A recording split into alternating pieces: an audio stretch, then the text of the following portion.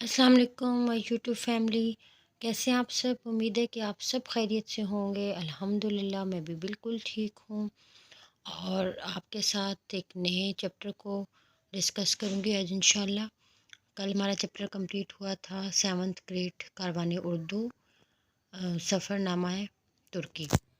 तो I hope आप सबको वे ऑफ टीचिंग पसंद आया होगा, पढ़ाने का जो मेरा पैटर्न था और हर चीज़ मैंने आपसे डिस्कस कर ली थी।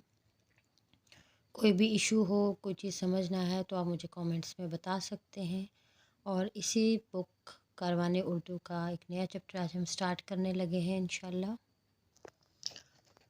ये फ़हरिस्त है जिसमें तमाम चैप्टर्स की लिस्ट है, नज़मों की भी और असबाक की भी, जो नसर होती है उसकी भी।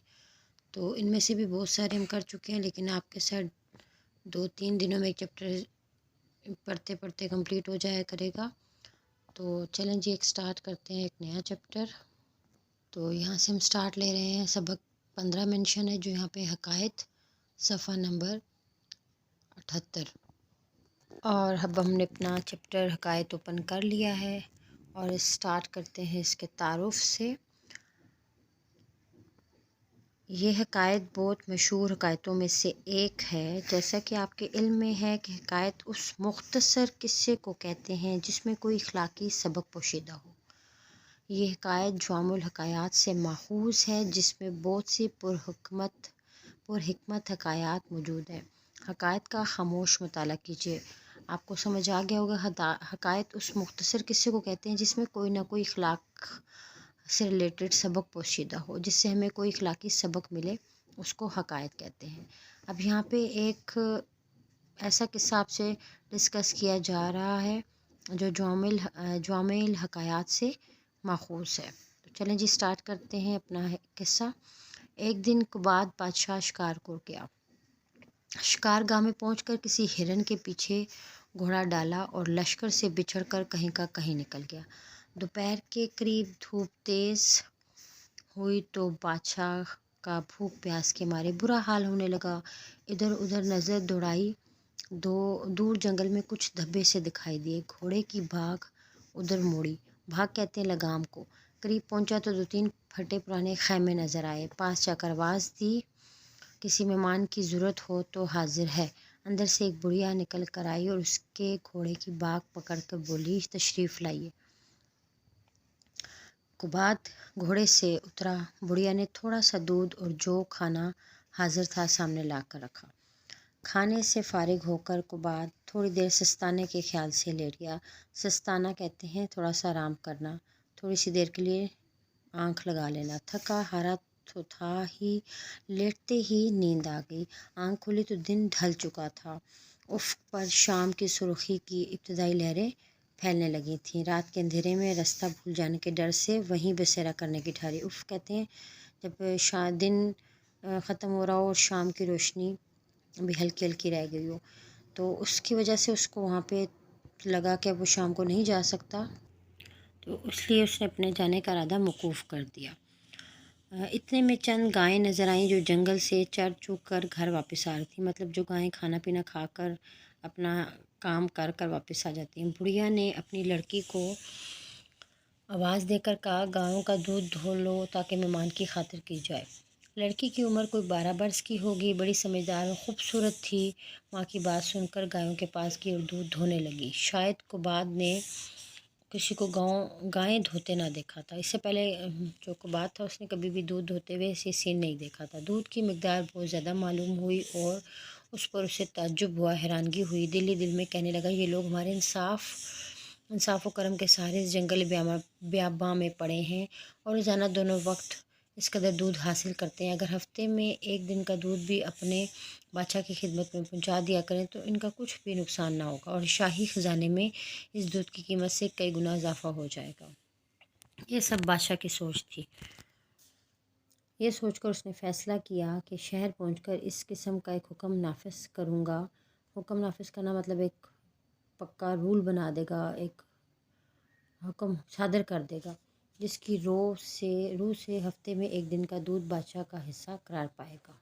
यहाँ तक आपको यकीनन समझ आ जाएगा, कोई मुश्किल अभी तक नहीं आई। صبح ہوئی تو ماں نے اپنی بیٹی کو جگا کر کہا کہ گائیں دھو لو۔ لڑکی حسب معمول دودھ دھونے لگی تو وہیں سے چلائی، اماں اماں اٹھو اور دعا کرو، ہمارے بادشاہ کی نیت میں فطور آ گیا۔ فطور، نیت میں فطور آنا، مینشن ہے، اس کا معنی بس نیت میں برائی آ جانا۔ یہ سن کر قباد بہت حیران ہوا۔ میں نے اپنے دل میں رات کو یہ سوچا ضرور تھا کہ ہفتے میں ایک دن کا دودھ اپنا حصہ قرار دوں گا، مگر اس بچی کو کیسے خبر ہوئی؟ وہ یہ سوچ ہی رہا تھا کہ بڑھیا اٹھ کھڑی ہوئی اور بہت گڑ گڑا کر خدا سے دعا کرنے لگی۔ اب اگلے صفحے پہ چلتے ہیں۔ جب وہ دعا سے فارغ ہوئی تو قباد نے پوچھا، بڑی بھی تمہیں کیوں کر معلوم ہوا کہ بادشاہ کی نیت میں فطور آ گیا ہے؟ اس نے جواب دیا، ہماری یہ گائے روزانہ صبح کے وقت جتنا دودھ دیتی ہے آج اس سے بہت کم دیا۔ چونکہ کوئی اور بات ایسی نہیں ہوئی جس کی وجہ سے یہ دودھ نہ دیتی، اس لیے ہم نے سمجھ لیا کہ اس کا سبب صرف یہ ہے کہ بادشاہ کی نیت میں خرابی آ گئی ہے، کیونکہ جب بادشاہ کی نیت میں خرابی آتی ہے خدا تعالیٰ زمین سے خیر و برکت اٹھا لیتا ہے، اور خیر و برکت کے اٹھ جانے سے یہ اثر ہوتا ہے کہ ہر چیز میں کمی ہو جاتی ہے اور نقصان واقع ہونے لگتا ہے۔ اسی طرح جب بادشاہ کی نیت نیک ہوتی ہے تو خدا زمین پر اتنی خیر اور برکت نازل کرتا ہے کہ ہر چیز میں افراط اور فائدہ نظر آتا ہے، یعنی کہ ہر چیز کثرت سے ہوتی ہے، زیادتی ہو جاتی ہے اس میں۔ قباد بولا، سچ کہتی ہو، تمہاری بات سے مجھے بڑی تنبیہ ہوئی، میں نے اپنی بری نیت سے توبہ کی اور اس ظالمانہ خیال سے درگزرا۔ اب جو لڑکی نے دودھ دھوہا تو وہ معمول کے مطابق تھا۔ دوسری طرف بادشاہ کی نیت بخیر ہونے کا نتیجہ یہ نکلا کہ اسے نوشرواں کا سا بیٹا نصیب ہوا۔ نیت بخیر کہتے ہیں اچھی نیت۔ جب آپ اس سبق سے ہمیں یہ ایک اخلاقی درس ملا ہے کہ ہمیں ہر حال میں اپنی نیت اچھی رکھنی چاہیے، اپنی نیت میں فطور نہیں لانا چاہیے، جتنا ہمیں ملا ہے اس پر اکتفا کرنا چاہیے اور اپنے رب سے اس کا شکر ادا کرتے رہنا چاہیے۔ جب ہم اپنی نیت میں فطور لاتے ہیں اور اپنی نیت کو مزید بڑھانے کی کوشش کرتے ہیں، لالچ کرتے ہیں، نیت میں فطور آ جاتا ہے کہ یہ بھی چیز ہمارے پاس ہو، وہ بھی ہو، اس کا حصہ بھی مل جائے، اس کا بھی حصہ مل جائے، تو وہیں سے ہر چیز کی خرابی پیدا ہوتی ہے۔ اور اس سبق سے ہمیں یہ لیسن ملتا ہے حقائق سے کہ ہمیں جو اللہ پاک نے دیا ہے اس پہ اکتفا کریں، صبر و شکر کریں۔ جب تک اس کا صبر شکر سے گزارا کرتے رہیں گے اس کی دی ہوئی نعمتوں کا، تو وہ ہمارے ہر چیز میں بڑھاوا دے گا، زیادتی کر دے گا، کثرت سے پیدا کرے گا ہر چیز کو۔ اور جب ہماری چیز میں نیت میں فطور آئے گا تو ہماری ہر چیز تھوڑی بھی ہمیں کم لگے گی اور جو ملنی ہے وہ بھی نہیں ملے گی۔ تو اس لیے اللہ تعالیٰ کا ہر حال میں شکر ادا کریں، اور جتنا شکر ادا کریں گے وہ اتنا ہی زیادہ ہمیں دے گا۔